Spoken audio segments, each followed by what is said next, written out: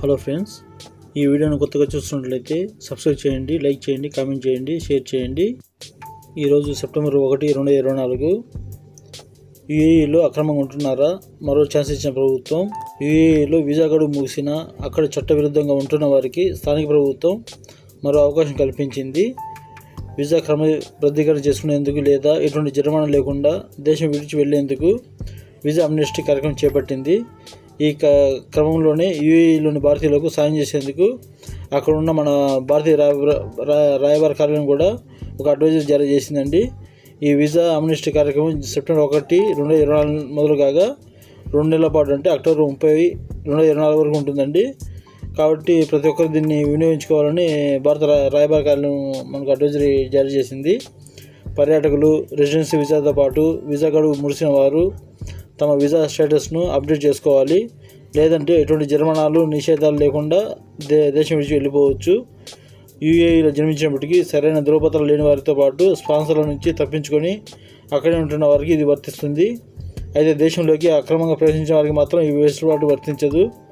భారత్కు తిరిగి రావాలనుకున్న వారు ఎమర్జెన్సీ సర్టిఫికేట్కి దరఖాస్తు చేసుకోవచ్చని దుబాయ్లోని భారత కాన్సులేట్ వెల్లడించింది.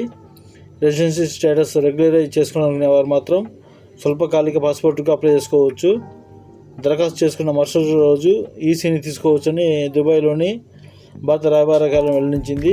వీటి కోసం దుబాయ్తో పాటు ఇతర ప్రాంతాల్లో కేంద్రాలను ఏర్పాటు చేశామని, వీటి కోసం ముందస్తుగా ఎటువంటి అపాయింట్మెంట్ అవసరం లేదని తెలిపింది. వీసా అమ్నెస్టీ కార్యక్రమం అమల్లో ఉన్న వ్యవధిలో ఈ ప్రత్యేక కేంద్రాలు అందుబాటులో ఉంటాయని భారత కాన్సులేట్ వెల్లడించింది. యూఏఈ జనాభాలో దాదాపు 30% మంది ప్రవాస భారతీయులే. దాదాపు అక్కడ 35 లక్షల మంది భారతీయులు నివాసం ఉంటున్న అంచనా. వీళ్ళు 20% మంది అబుదాబిలో ఉండగా మిగతా 80% మంది దుబాయ్లో సహా మిగతా ఇతర ప్రాంతాల్లో నివసిస్తున్నారు.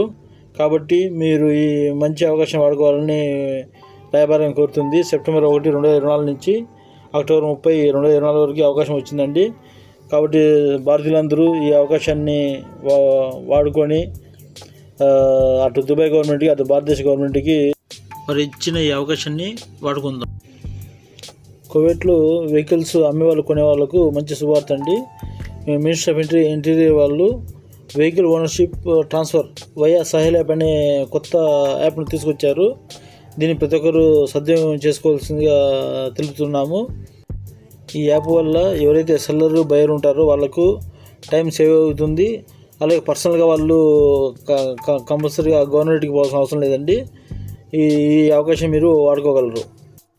మనం సాహిల్ యాప్లో వెహికల్ ఓనర్షిప్ ట్రాన్స్ఫర్ అనే యాప్ మనం వాడుతున్నాం కాబట్టి దానికి సెల్లర్ ఎవరైతే అమ్ముతున్నారో అతను యాప్లో మనము కొన్ని డీటెయిల్స్ మనం ఎంటర్ చేయాల్సి ఉంటుందండి. వాటిలో సర్వీస్ మెనూలో మనము సెలెక్ట్ చేస్తే నెక్స్ట్ ఆప్షన్ వచ్చేసి మనకు మినిస్టర్ ఆఫ్ ఇంటీరియర్ వస్తుంది. దాంట్లో ఓపెన్ చేస్తే ట్రాఫిక్ సర్వీస్ అని వస్తుంది. దాన్ని సెలెక్ట్ చేసిన తర్వాత మనకు వెహికల్ ఓనర్షిప్ ట్రాన్స్ఫర్ అనే ఆప్షన్ వస్తుంది. దాన్ని క్లిక్ చేస్తే మనకు సబ్మిట్ ఏ న్యూ రిక్వెస్ట్ వస్తుంది.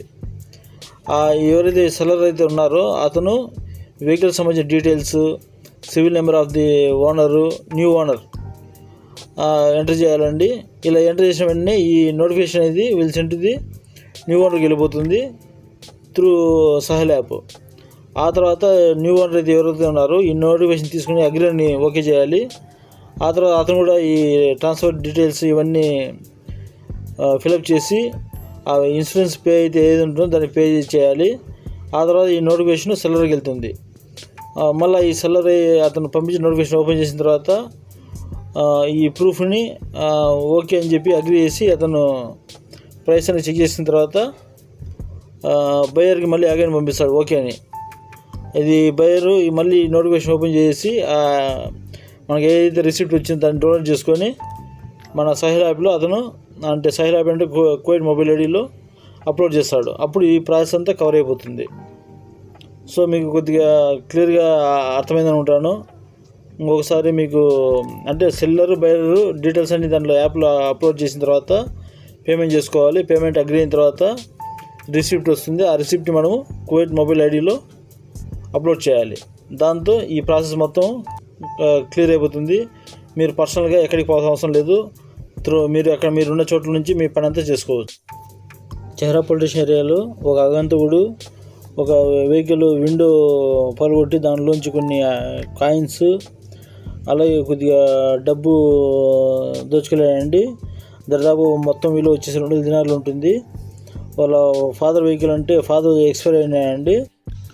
తండ్రి ఎక్స్పైర్ అయిన సర్టిఫికెట్తో పాటు పాస్పోర్టు,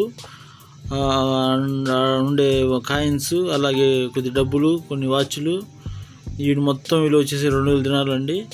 సో పోలీస్ డిపార్ట్మెంట్ వాళ్ళు ఈ ఫింగర్ ప్రింట్ తీసుకొని ఇన్వెస్టిగేషన్ కోసం సదరు డిపార్ట్మెంట్కి రిఫర్ చేశారు. ఈరోజు కువైట్లో బంగారం ధరలు 1 గ్రాము 24 క్యారెట్లు 24 దినార్ల 813 ఫిల్స్ ఉందండి. అలాగే 1 గ్రాము 22 క్యారెట్లు 22 దినార్ల 754 ఫిల్స్ ఉందండి. అలాగే మన కరెన్సీ దినార్ టు రూపీస్ 1 కేడీ 275 రూపాయలు ఉందండి. మిగతా దేశాల కరెన్సీ పైన పట్టికలు ఉన్నాయి, గమనించగలరు. మీకు ఈ వీడియో నచ్చినట్లయితే లైక్ చేయండి, కామెంట్ చేయండి, షేర్ చేయండి, సబ్స్క్రైబ్ చేయండి. Thanks for watching.